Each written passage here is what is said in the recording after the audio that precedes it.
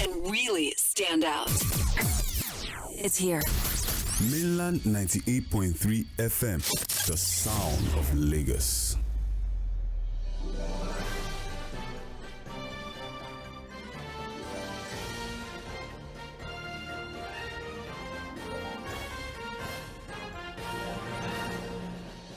It's the start of another beautiful day. It's an opportunity for us to make the right choices and at least attempt to correct the wrong ones as we move along. Good morning to you and welcome to Mainland 98.3 FM, the sound of Lagos. My name, of course, is Sage Babalola. We would be conversing this morning. You are listening to Trends in the Papers, where we report, we dissect, we basically analyze top stories that made it to the front pages of our dailies. Now, as you know, a lot of events have really played out. Many who thought the post-election controversy would have subsided by now with the March 18 general elections. Well, imagine the shock on our faces when even the supplementary elections that took place last Saturdays in some of the states where elections were decided inconclusive, we would see that we had issues of electoral violence. We even had reports of ballot box snatching and what have you. And the most contentious of this issue, or should I say this post-election controversy, would be the announcement of APC's Binani as the winner of the Gilbert polls. Of course, this is not the responsibility of the resident electoral commissioner, who for some reason decided to make the announcement, and this prompted INEC to immediately decide that that election was null and void, or should I say the emergence of Binani as the winner of that election was null and void. Also, INEC has suspended that particular resident electoral commissioner. There's also the conversation of the inflation rate, which has gone up from 21.91% to 22.04%. So this is me reminding you of all the many conversations that have come up since the start of the week. So let's see what today brings, and hopefully we can get more insight, more clarity into these matters as we look through today's papers. My name once again is Sage Babalola, and joining me virtually to review and more or less scrutinize the reports this morning is Fuad Said. Fuad, good morning to you. Yeah, good morning, Sage. How are you doing this morning? I'm very well, thank you. I don't know, I just felt the need to review all the many matters that have come up, over the course of the week with inflation, post-election controversy. We're still having litigations and what have you. And like I said, we really thought that we were going to get some sort of respite, especially from post-election controversy after the general elections, because these are supplementary elections. It shouldn't take so much from us, but it's so unfortunate that we are still dealing with issues like this and the possibility of a supplementary election being done twice in Adamawa State.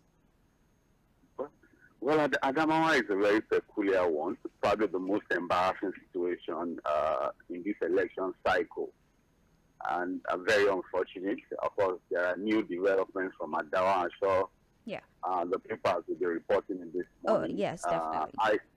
Aisha Binani has gone to court to ask INEC to remove their mouth from the matter.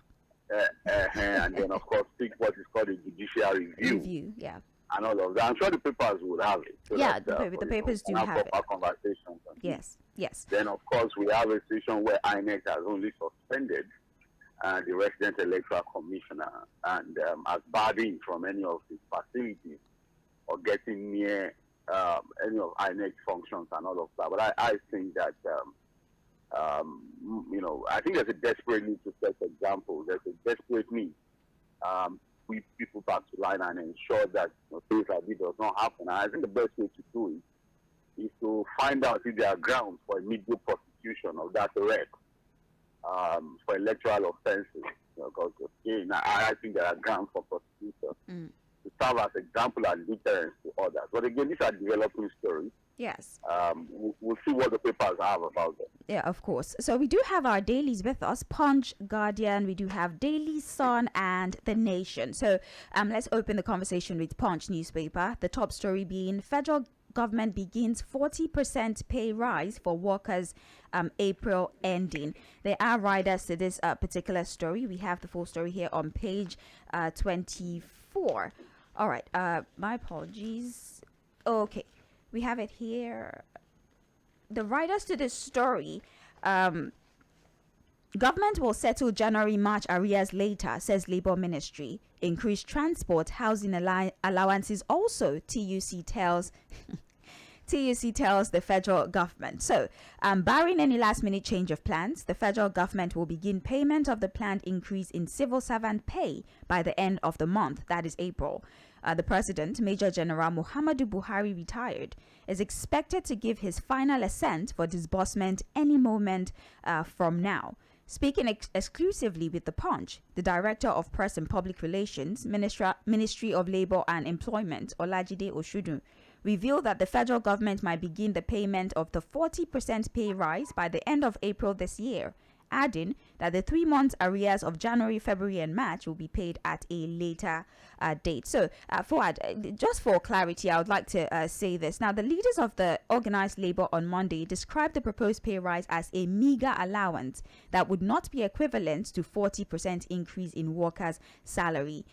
They say that the allowance is just a peculiar, allowance, and is not necessarily a salary increase as being reported by many news outlets. So, Fuad, I'm sure you had the conversation. This came up a lot, and I don't think this necessarily is this is not from the $800 million dollars that was gotten from the World Bank. This is a different payment that, according to the report, was actually it was budgeted for. It is in the budget that as at this time, workers are going to get some sort of 40% increase in their remunerations. But we're also being told that this is not a salary increase. This is different from their salary. It's more or less an allowance to help them cushion the effect, or should I say, so they can align themselves with the realities, our economic realities. And some are even asking that aside from the 40% increase, transportation and food should also be subsidized for them. What do you think?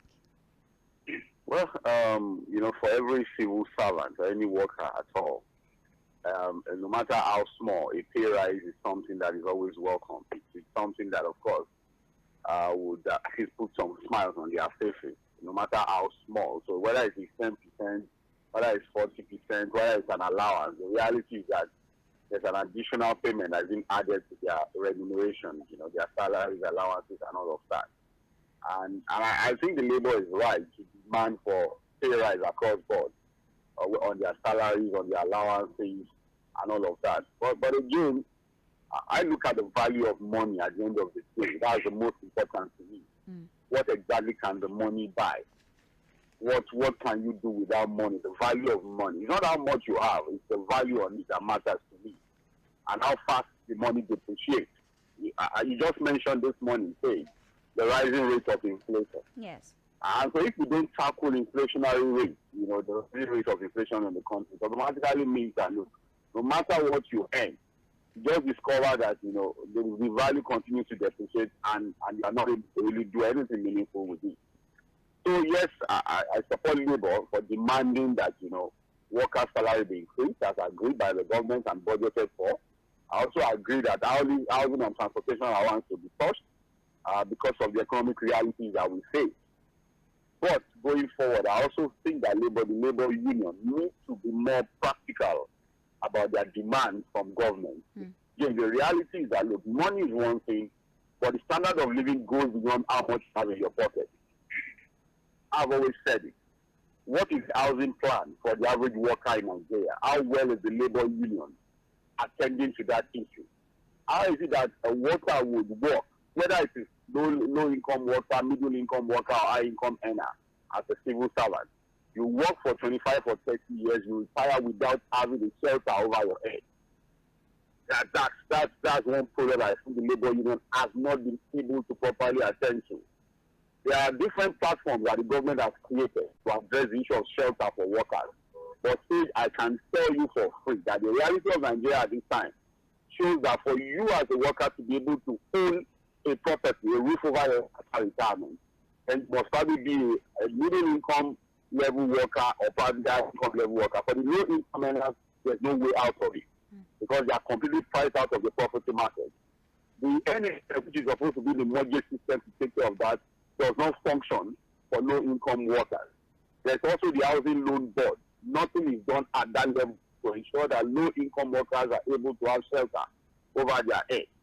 I think that other things that also come with proper living standards, even their retirement benefits, and all of those things. So I think that Labour, beyond all of this of added pay, which I support anyway, should also look at those important things: the living standards, retirement benefits, for workers, and also begin to look at the issue of subsidy removal, because that will probably just remove every other gains that they will get from added salaries and allowances.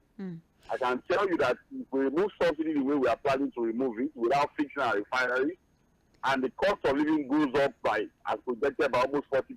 The allowances might not be enough to do anything. So then what becomes of the increased salaries and allowances then? Right. Okay. Well, just so you know, they are also asking for an increase in transportation and housing allowances as well. So we don't know if that would be we don't know if that would be considered. But for now, it's just the 40% increase, or should I say, special allowance, as described by the papers. You can get more information on page 24 of the Punch newspaper. Now let's get into election matters. PDP governors demand Adamawa Rex trial. Binani sues INEC. That is the story. So let's look at what has been reported. The Independent National Electoral Commission on Monday ordered the resident electoral commissioner for Adamawa State, Hudu Unisa Ari, to stay away from the commission's state office. Now, aside from that, there has been some sort of protest in Adamawa. Fintiri supporters on Monday took to the street, demanding the collation of the supplementary election results and the conclusion of the process without further delay. The protesters, who turned out in their thousands, were led by prominent PDP stakeholders. Now, also, PDP governors are demanding sanctions. In fact, the Oyo State Governor, Seyi Makinde, paid a solidarity visit to his Adamawa State counterpart in Yola on Monday, and he said it is illegal, the declaration of the APC candidate as the winner of the election. He described it as unimaginable and a shame to the REC. And just like Fuad has rightly said, Binani has, of course, approached the court asking for some sort of judicial review. She says that initially for the March 18 election, INEC had already announced her the winner. But then PDP supporters decided to pardon my choice of word, throw a tantrum, in a manner of speaking, and she believes that is what led to the initial cancellation of the outcome of the March 18 election. So she thinks that there is a need to revisit that. She's actually filing for a judicial review of the March 18 election, and she's not necessarily even paying attention to the just concluded election, where the REC felt the need to take over the job of the returning officer in announcing her the winner of the election. Fuad, what do you say about all the many, should I say, contentious reactions that have trailed this announcement, and also Binani's reaction and her decision to approach the court? Well, again, one bad behavior seems to breed others. There's a way one very bad behavior now drags others along. You now see multiple issues coming on something that should be very ordinary and simple to handle. Again, it's wrong for us to question the decision of Binani to approach the court. It's within our right. She's still within the ambit of the law, what the law provides, in going to court to seek a judicial review. So on that, but again, I'm trying to see the import of that decision, really. Why she takes the decision? When she actually would know that what has happened with her declaration is completely null and void. And one would think that, yes, as much as we have a lot of women or a lot of Nigerians who are hopeful of getting us to see our first female elected governor in Nigeria, I was thinking that Aisha Jaro, Binani, would have chosen probably the most honorable part of not accepting that victory, that declaration of victory. Immediately she was declared winner. She also did something. Immediately, an acceptance speech. Acceptance speech and all that. And I was shocked that, look, she's a senator. She understands the drill. She's educated enough. She understands what the law provides. And I thought that she would have been that upright to the point where she would say, oh, no. As much as I want to become governor, I'm not going to encourage this level of impunity. That's what selflessness means. That's what putting the interest of the state and the country before your own interest means. Didn't see that from her in this state. And it's a bit shocking to me, but that's a reality of the politics that we play in Nigeria. Now that she has gone to court, she has gone to seek an ex parte motion, an interim injunction, comparing INEC to stop further announcement of the results, or tampering with the declaration of her as the winner of that election and questioning the right of INEC Yes. to want to, cancel that declaration because he's saying that the court is the only one that can do that. Again, all of these controversies that you have said would further help to deepen our democracy. We may see them as unfortunate, but these are things that happen in the most advanced democracies.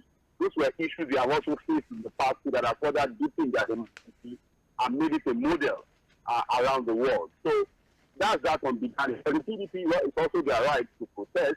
So far, they remain civil and peaceful with it. And the governors that are also talking of the prosecution of the rest, I just mentioned it this morning. I think for me, there are legal grounds to prosecute that wreck. Suspending him is not enough for me because what he has done is capable of burning down the country. One incident in the state can spread across the country and put us into a position that we don't want to find ourselves. So I'm saying that, look, INEC had better begin to talk to their lawyers or probably invite the EFCC or look at the appropriate authorities to look for legal grounds to prosecute that man. It's not just about suspending him, really.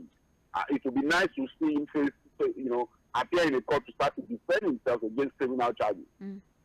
All right, then. Page 2 of the Punch newspaper is where you find this story. Let's move forward now. $2.8 billion gas pipeline progressing to power 3,600 megawatt plant, says the federal government.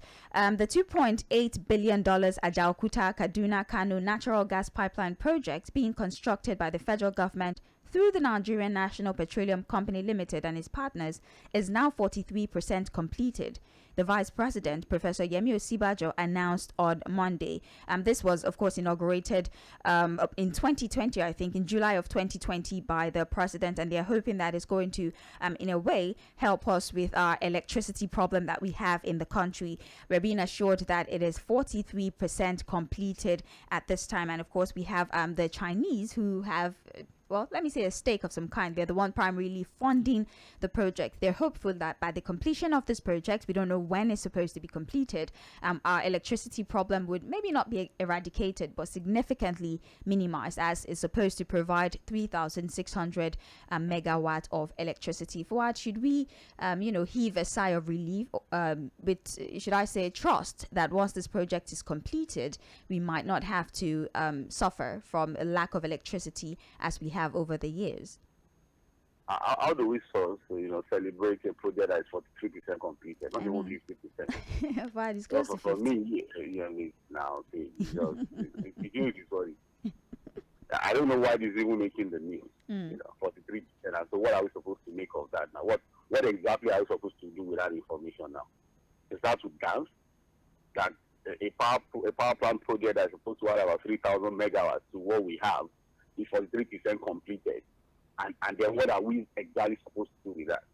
I mean, hope. They want people, maybe encouragement that they're doing something about the electricity, about the power problem. The power problem is beyond all of these narratives. Now, the thing is that what do we have now? I think we have about 4,000 to 5,000 megawatts. We're still hovering around that figure. When countries like Egypt, South Africa are working with 40,000, 50,000 megawatts. And then you want me to celebrate something that is 43% completed and we only add about 3,000 megawatts to where we have after all these years.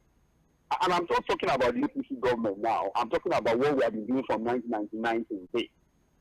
Again, part of the problem, how do we explain that from 1999 to today, all of the governments that have come, with the amount of money we pumped into the energy sector and power sector, we have not been able to at least do 10,000 megawatts across the country. If you understand what I'm saying, I understand you. If we decide to begin to dissect the figures, there's still $16 billion during the Obasanjo era that is still contentious, and there's still a lot of back and forth about it. But I always say something, when figures like that come out, you must understand that the money is already deployed and missing. So basically, Fuad, basically you're saying that this might not even be sufficient to take care of our power needs. I'm saying that at 43%, you should not be making the news.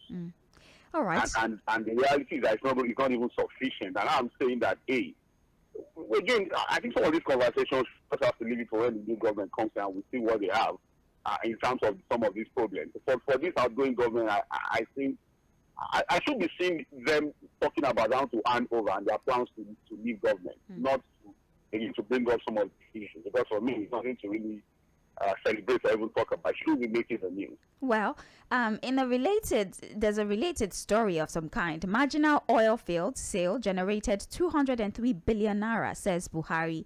The president, Major General Muhammadu Buhari, on Monday said the federal government under his watch made over 203 billion naira from the sale of petroleum prospecting licenses to 161 firms in its last marginal field bid round.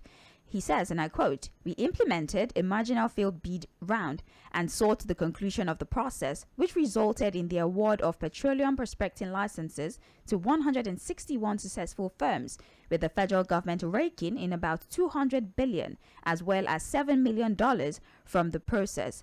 President Buhari revealed this when he spoke at the opening ceremony of the 6th edition of the Nigeria International Energy Summit at the State House in Abuja. So the president gave us figures as to how much has been made. So the prospecting license is basically a license that allows for petroleum exploration. People who can actually, yes. So 161 was provided to different firms, and they were able to make over $200 billion.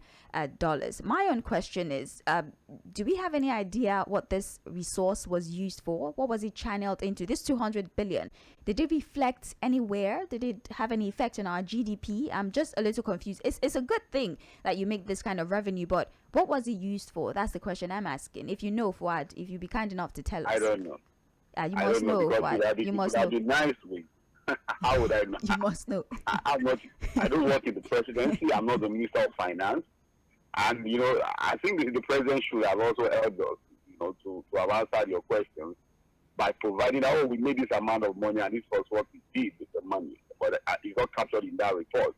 Neither was it captured in the statement of the president. But if you ask her, if you look at the $200 billion, what did we do with that money? I'm sure there will be a lot of things listed as what was done with the money. But again, those are the kind of money we make in the country. But the other people will tell you there's really nothing to show for that amount of money. Fuad, do you know where this takes me back to? The question Sandra asked you yesterday. Do you still really believe that we have a revenue problem with this?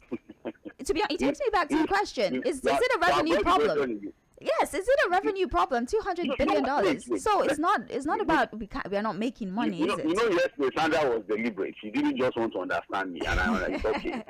but maybe you will try and understand. No, I'm on Sandra's side. It's okay, but maybe the listeners will understand me. Yes, we are making money, but I'm saying that we have the potential to make more. That's when I say we have a revenue problem. Not that we are not making money at all. We are making money as a country. But I think we can make more. There are opportunities to make more. For example, if we diversify our economy, if we begin to produce as a nation, for example, and then, of course, balance our balance of trade to the point that we're able to export more. And if we're able to also sort out the corruption in the oil sector, fix our refinery so that we can refine, use locally, save subsidy monies, and also export refined products. And then, of course, some of the other products that constitute them. So look at agriculture, for example. Look at the extractive industry, for example. There's enough it's a blessed nation, say. There's enough for us to make money from. But unfortunately, we're only making a little when we have the potential to make so much more. But the problem again, which is also the expenditure problem you and Sandra are talking about, is that the little that we make again is filtered away. In debt service. So corruption.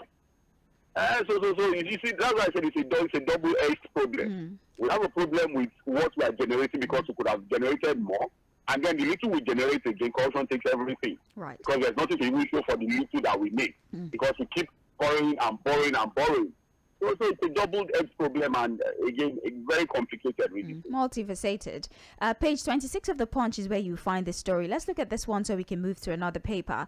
We do have here 2 parties challenge Makinde's victory. Tribunal orders service on Sanwo-Olu. The Election Petition Tribunal in Oyo State has received 2 petitions challenging the emergence of Governor Seyi Makinde as the winner of the March 18 governorship election in the state. The parties involved, the Allied People's Movement and the Action Alliance and their candidate. The tribunal secretary noted that the 21 days stipulated by law for filing of the petitions by aggrieved parties have lapsed, adding that no new petition could be filed again. And also in Lagos State, the Governorship Election Petitions Tribunal on Monday have granted leave to the governorship candidate of the Labour Party, Gbadebo Road-Vivor, to serve his petition on Governor Babajide Sanwo-Olu by substituted means. The tribunal granted the order after Road-Vivor and Labour Party, through their counsel, alleged that Sanwo-Olu has been evading service. Benson claimed that Sanwo-Olu refused to collect the court papers from the bailiff who went to effect service on him at his office. So this is Oyo State, this is Lagos State. The Allied People's Movement and the Action Alliance have approached the court, but they're being told that you had 21 days to do this. 21 days it has elapsed. So you can't file any new motion. And for Lagos State... Please go ahead. Yeah, go on. Say. Yes, and for Lagos State, Babajide Sanwo-Olu, the governor, apparently, or should I say allegedly, has refused to accept the court papers that have been served to him. How would you scrutinize this matter? No. Of course, there are ways to serve him. He doesn't have to. I'm sure that there are legal processes to ensure that he's properly served by the court, and I think that's what has happened. He doesn't even, when court summons or papers are served, that you have a right not to want to receive it, but there are ways. It could be tasted, it could even be delivered by substitution and all of that. I think that's what has happened in the case of Lagos. For your state, yes, 21 days to file your petition. I'm wondering where these parties were waiting for, or didn't understand that there were timelines to submit petitions to the tribunals. Again, on technical grounds, they've lost out. Because again, if your petition is not accepted or because of timelines, then you wonder how you can even proceed with the case. There's no case, So that's on technical grounds. There's 21 days ultimatum for you to file your petition, which we've not been able to do. But for Lagos State, I think if someone has been served already, I will see what happens at the tribunal. Again, it's going to be a long ride. I know it's going to go through the wires. For governorship elections, I've always said it starts at the tribunal, it goes to the appeal court, and then, of course, the Supreme Court has the final say. And on this one, I'm sure in all of the governorship petitions, most likely we are going to see it go to the wires where the Supreme Court would have the final say. Right. So just for the sake of information provision, NAN has reported that the Lagos State Election Petition Tribunal has received a total of 48 petitions in respect of the 2023 elections held on February 25 and March 18. So there's 48 petitions as we speak. I think that's about it for Punch newspaper. You can get details of the story we just addressed on page 12 of the Punch. If you're just joining us, welcome and good morning to you again. You're listening to Trends in the Papers on Mainland 98.3 FM. My name is Sage Babalola, and I do have with me virtually Fuad Said. We are analyzing the reports that made it to the front pages of our dailies. We have had a go at the Punch newspaper, and now we're about to segue to the Guardian newspaper. We see here on the front page 40% of failed transactions unresolved as e-payment hits 49.4 trillion naira. This story is on page 6 of the Guardian. Let's have a look at the body of the story and have a conversation about it. So we do have here, despite several complaints of unresolved failed electronic transactions that trailed the payment subsector in the first quarter of 2023 as a result of the federal government's policy on naira redesign, volumes and values of electronic payment transactions, which slumped in February to 37.6 trillion naira, has climbed up to 49.4 trillion naira by March. Oh, please forgive me. There are riders to this story. The riders, we have resolved over 60% of e-payment challenges, says CIO. USSD platforms still challenged despite over 100 billion debt owed by telcos by banks. CEBIH assures of improved services, fresh investment. Bank infrastructure insufficient, says expert. So, Fuad, for the sake of summarization, basically, e-payment, the central bank had been doing everything they can to make sure that we operate a cashless policy. We go from having to go around with, bundles and bundles of cash, and most of our transactions are done via e-payment. And now we are seeing that 40% of failed transactions are still unresolved, and everything at the moment sums up to about 49.4 trillion naira. So there's 49.4 trillion naira of people's finances that is nowhere to be found. at the moment. Hanging. Yes, and My checks. monies are part of that. If I are a rich Well, kid now, I know that your money No, will no, be there. Me I now. have some transactions I've done that up till now has not been resolved. Yeah. I'm sure it's part of that money. Well, You know the stress test that the banks have to face. Yes. You know, when it comes to transactions, e-transactions, and all of that. Again, one of the unfortunate things that we witnessed during this cash redesign policy of the CBN and the federal government. You know, look at the amount of money hanging all around. Now, I'm sure some of these monies too belong to ordinary Nigerians who are not that wealthy, who probably just want to do maybe 1,000 naira, 2,000 naira, and all of that. And these things are hanging. You know, but that's the reality of what we faced at that time. I'm sure with time the banks would sort some of these things out. I also have about 1 or 2 transactions hanging somewhere, which happened during that time. You know, the reality is that, you know, it's good. We can talk about e-transactions, we can talk about e-payments and all of that. But the reality is that we don't have the infrastructure. We don't have that infrastructure yet. We can improve on it, we can get better with it. But it's not the way it was being forced down the throats of Nigerians when the facilities are not available. We still have issues with internet connection in the country. yes. I can tell you that about 50 or 50% of Nigeria is still doesn't have access to internet facilities. I can also tell you about 40 to 50% of Nigeria, as we see, does not even have power. But, it's not even connected to the national grid Yeah. in terms of public power. So the reality is that, look, the way the CBN was trying to force down the throat of Nigeria was unfortunate. It was going to lead to what has happened now. Because, again, we don't have what it takes. We don't have the facility to have, you know, all our banking transactions done through e-platforms. Well, Fuad, many of the customers who have approached the bank, according to this report, are being told that their transactions cannot be traced. And this is why a lot of bank users bank customers are frustrated because, I mean, it's a different thing if you're being told that we're working on it, but they're being told that their transactions cannot even be traced at all. And in fact, there's an interesting part of this report that there is some sort of law guiding operations like this stipulated by the CBN. For refunds, you have 24 hours. No, it should be reversed immediately if the transaction didn't go through. You were debited. Let me just simplify. You were debited, but the money didn't get to the other party. It should be reversed immediately. But if not, a manual reversal should be done after 24 hours. This is a rule by the CBN. And so the report is telling us that the banks are actually breaching the CBN rule if after 24 hours you have not been able to refund the monies of customers. So are we being told this because there's supposed to be some sort of punitive measure, or what exactly are the banks supposed to do if, according to experts, they don't even have the infrastructure to prevent issues like this from happening? You know, most of the banking transactions when it comes to e-payments are like third-party transactions. They don't even own the platforms. Yeah. You know, so sometimes there's this question about where exactly the money is, whether it is still in your account, whether it has gotten to the other account, or it's midway hanging somewhere. So sometimes you find that, you know, they have to begin to trace whether it has left your account, whether it is you know, somewhere on the third-party platform, or it has actually gotten to your account. But again, that was the problem with the stress test that most of the banking e-channels failed, you know, to pass. Because again, everybody, you know, if for example you have a platform that's supposed to take care of 40% of your customers, Yeah. that's the capacity of what the platform is supposed to. And you have 100% working and moving on that platform, it's going to fail the stress test, and that's what happened. But like I said, that was the unfortunate thing that the CBN did not consider. One would have thought that, you know, they would have also looked at that factor before coming up with that policy, but we didn't see that.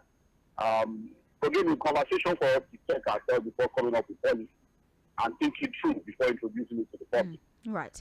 Well, page 6 of the Guardian newspaper is where you will find this particular story. Let's move on now. Aviation workers reject federal government's plea, disrupt flight operations over COS and welfare. This story is on page 3 of the Guardian newspaper. Let's talk about this. The writers to this story: passengers stranded in Lagos, Abuja face traffic snarl. Ministry flays action, warns against day 2 total shutdown plans. Now, aviation workers and union yesterday made good their threat to withdraw services from airports nationwide in protest against non-implementation of condition of service and other welfare-related issues. The 2-day warning strike, which continues today, led to the partial grounding of flight operations with massive disruptions. And at the moment, the employees they're bemoaning the non-implementation of the CSOs about 7 years after it was negotiated. They've also ruled on the non-implementation of the minimum wage consequential adjustment and arrears for Nigeria Meteorological Agency NIMET since 2019, and also the planned demolition of all the agency's building by the Ministry of Aviation for an airport city project, but without any consideration for workers that would be displaced. That is me listing at the cause of the strike. So basically, the COS is the condition of service, is basically things that bother around the salary, leave, work hours, your responsibilities, and basically some of the privileges that you enjoy as somebody who works for the government. They had negotiated some changes since 2019. Nothing has been done about it. Minimum wage has still not been implemented in the aviation sector for years after.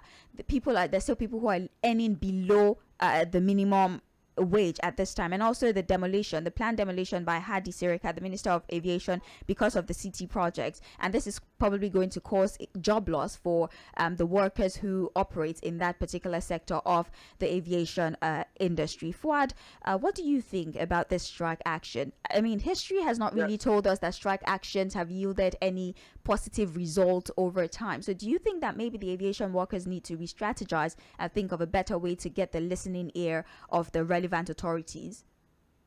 Well, what is happening is a 2-day warning strike. The second day today.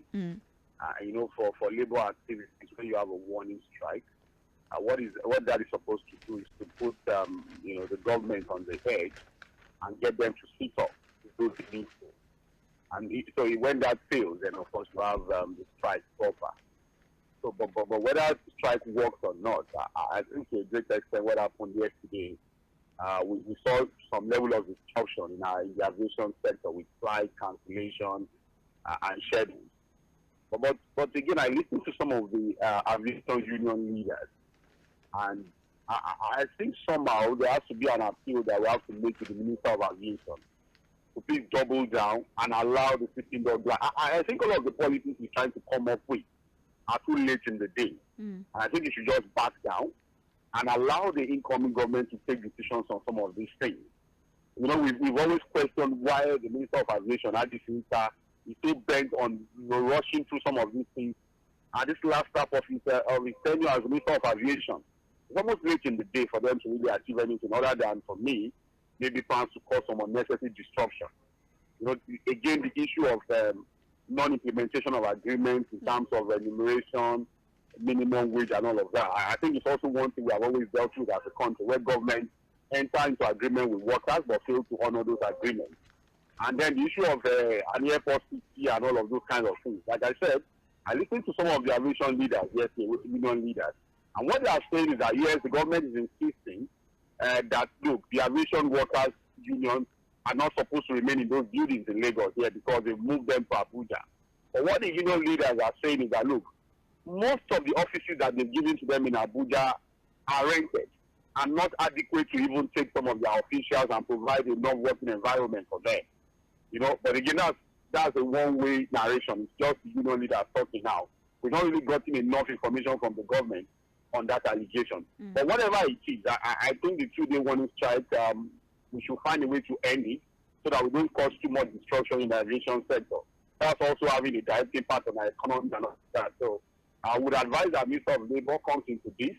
The aviation minister also backs down on some of the implementation he's trying to do. And then also appeal to the labor union to maybe give peace a chance until maybe when a new government comes in, a new Minister of Aviation, and then put their case through with that new administration. All right, then that is it for that. Hopefully they're able to reach a reasonable agreement, or should I say a consensus of some kind, because anytime there's a problem with the between the aviation workers and the government, unfortunately, is Nigerians who just want to go about conducting their business that suffer the most when these strike actions happen. Page 3 of the Guardian newspaper is where you will find this story. Let's move on now to another headline here. Chinese brands dominates Nigeria's mobile phone market. NCC type approved phones hit 1,985. Now, the number of phones approved for sale in the country by the Nigerian Communication Commission has increased to 1,985 as of April 2023. Checks by The Guardian show that some phone brands such as Nokia, Wiko, Samsung, Panasonic, etc. are all Chinese brands. And as of February 2020, type-approved phones were 1,492, and it rose from 1,843 in April of 2022 to 1,891 as of November 2022.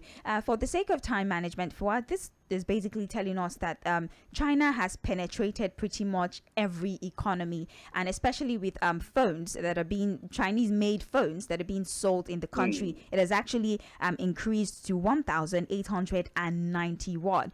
I mean, just recently we were having a conversation about the world's biggest economies over time and how China went from, the bottom barrel in 1992 to having one of the best economies in 2024, and the fact that they've been able to harness technology so much, and this has been, should I say, in a way, the mainstay of their economy. Fuad, when is Nigeria going to start being futuristic, and when are they going to also start penetrating other economies? Why are we so dependent on the technology and innovations of other countries, especially China? They're funding our projects, they're funding our rail projects, they're funding pretty much all of our financial operations, if we're being serious, down to the phones that we use. Fuad. So you are talking about technology, you are talking about phones, you are talking about all of these things. What you see happening with China is about leadership, purposeful leadership, deliberate leadership. When you see leaders who are committed to their country, not for personal interest. You see leaders who look at the United States and say, look, we're going to compete with them. We're even going to outshine them. We're going to displace them as the leader of the world when it comes to the largest economy. And they are not just talking about it, they are walking the talk. So what you see, the success that you see China achieving is about purposeful leadership, which unfortunately we don't seem to have here in Nigeria. We are talking about technology, we are talking about nesting, all of these things and all of that. I think it was a late stage. Chief Obafemi Awolowo that first told us that, look, nobody is going to transfer technology to you. You will have to go and steal it. I'm sorry. You would have, and still here is quote and unquote for sake of emphasis. You would have to. It still means you have to do the hard work. You have to go and learn it. You're not going to sit back and expect anybody to transfer technology to you. So again, if we're going to improve in all of these areas, it would be nice to see a made in Nigerian phone, for example, say. It would be nice to see. But again, I think we are far, far, far from achieving such a feat. But again, let us even just make it a bit mild, say. We are talking about a country that cannot even refine its own crude oil. Fuad, you had to go there. Fuad, you had to go there. You had to. What was the lead? We cannot even run the refinery as a country. We are talking about food. Fuad, let's you don't understand. Let's calm down. God give us crude oil. That one doesn't require anything. Just give us for free. So now build refineries and refine it locally. We can't do that. About phone. Fuad, let's not be telling people the things going on in our homes. Let's not do that. No, let's not tell people what's going on in our homes. I hear you. We should be deceiving ourselves. Page 15 of the Guardian newspaper is where you'll find that story. Let's double back to page 3 right now. I think this was a conversation that we already had earlier. I think that was yesterday. NAFDAC grants provisional approval for first malaria vaccine in Nigeria. Says R21 is 75% effective in children aged 5 to 36 months. Plans nationwide clinical trial pharmacovigilance study. Well, in reaction perhaps to Ghana's approval of its second malaria vaccine last week, Nigeria yesterday granted provisional approval for the first malaria vaccine in the country. National Agency for Food and Drug Administration and Control has pronounced it has provided provisional approval for R21 malaria vaccine, which is 75% effective in children between 5 to 36 months. So we were asking the question, do you think Nigeria is going to jump on this and take advantage of this? Well, I guess this answers that particular question. We have tapped into this medical discovery, or should I say this medical progress that has been made so far with regards to creating vaccine for malaria. So it would now depend on how we are going to get it. I hope we're not waiting for donations or something of the kind, really. Well, I think whether we like it or not, we still have to expect some level of support on having, proper access and complete access to this vaccine. I think the first approval in Africa came from Ghana. Ghana, yes. Ghana got the first approval. Now Nigeria is also getting it. But I think it's a good one for tropical Africa. Yeah. Because of course this is one ailment that we deal with. It's almost like a routine thing for us.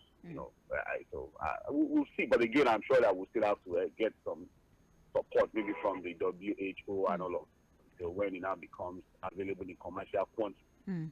To the extent that I'm also thinking that this is something that will become more like the BCGs that our kids get when they are born, babies get, and all of that, or adults can also just go get vaccinated. We're going to be like the polio vaccine. Well, for now, the focus is on 5 years old to 36 months, just 5 children for now. So we don't know if they've advanced to the point where adults can also take it. It's still in the test stage, if we're being honest, 75%. Yeah. So not a lot of analysis can be made on the effectiveness or efficacy of the vaccine for adults. All right. You can get that information on page 3 of the Guardian newspaper. Other headlines here, we've addressed this. Adamawa, despite REC suspension, PDP insists on protest till poll is concluded. There's something of an editorial, like an analysis. New wave of kidnapping amid botched Naira redesign policy. So it's not necessarily a story, it's an analysis by the Guardian newspaper. That's it for Guardian. Let's just scan through the front page of the other papers here, although most of the stories that are on here have been spoken about. Headline for Daily Sun newspaper: Aviation strike. Passengers stranded, airline suffer losses. Federal government begs union to call off strike. There are other headlines here. ABGA crisis. Police withdraw amended charge against Njoku, Justice Odili's secretary. INEC hammer falls on REC over Adamawa Guba result mess. Commission suspends him for usurping returning officers' powers. PDP supporters protest, demand announcement of result. Other headlines here: kidnapper buries 3-year-old boy alive after collecting ransom in Katsina State. Election petition tribunal strikes out case against Kalu. Stop premeditated injustice against Igbos, Archbishop Onuagwa. Twist in Labour Party crisis as NLC storms Abuja Party Secretariat. There's a story here. Nigeria spends 96.3% of 2022 revenue on debt servicing, says World Bank. Fuad, please allow me just 1 minute. Let's just look at this story. So apparently, Fuad, wait. Let's just look at this. So apparently, Nigeria spent 96.3% of 2022 revenue on debt servicing, and this is the World Bank reporting this. The question I want to ask, the same World Bank, Fuad, you took the words right out of my mouth. The same World Bank that is availing us with information that we spend the bulk of our resources on debt servicing went on ahead to lend us $800 million. How do we reconcile these two situations? Make it make sense. The funny thing is that you hear government officials still saying that, our credit rating is not that bad. We still have a credit rating that gives us the opportunity to still borrow more. Again, for sake of proper analysis, because again, for people to come and say, people are owing all over the world. America is also the biggest lender, borrower. Yes, there's nothing wrong in borrowing. But we have to ask ourselves, the money we borrow, what is available to justify that high level of indebtedness as a country? What have we been able to really fix with what we are borrowing? That's the question. Then number 2, are we saying that as a country we can't be self-sufficient? To the point that for everything that we have to do, we have to borrow. We have to borrow to pay salaries. We have to borrow to do just everything. So even the little revenue that we make, where does it go? If we are using 98% of our revenue to service debt, that's a clear case of bankruptcy. We've not paid the initial debt. It's debt servicing. Like the initial debt is still there. It's as if the country is just rolling in debt. From you borrow, pay debt. You borrow again to pay another debt, and then Okay, my lord, I rest my case. The Nation newspaper, finally, before we leave: twist in Binani Fintiri governorship result crisis. Binani seeks court order to stop INEC. Returning officer unavailable. Apparently, the returning officer and the REC could not make it to Abuja because of the aviation workers' strike. I just thought to put that out there. So they've not. Why? Odindi REC. REC suspended commission chief met to decide outcome. Makinde declare real winner. Court orders suspended Labour Party chair, others to file defense. National Stadium Surulere, the hard facts. This is another editorial. Strike ground airport, passengers are stranded. Nigeria okays malaria vaccine for children below 3 years old. And that is it for trends in the papers this morning. I hope that we had, I would say, an exciting conversation, but there's absolutely nothing exciting about all the conversations that we just had, aside from, the medical discovery or progress that we just made with the R21 vaccine. I don't think anything else on this paper is really worthy of celebration. But regardless, we would come back at 8:40 a.m. for Mainland Focus. Now we'll give you an opportunity to call in and give your perspective on whatever 2, 3, maybe 4 stories that we decide to make the focus of this morning. My name is Sage Babalola. Myself and Fuad will be back in another, say, 10 minutes for Mainland Focus. Don't go anywhere. This is the sound of Lagos, Mainland 98.3 FM.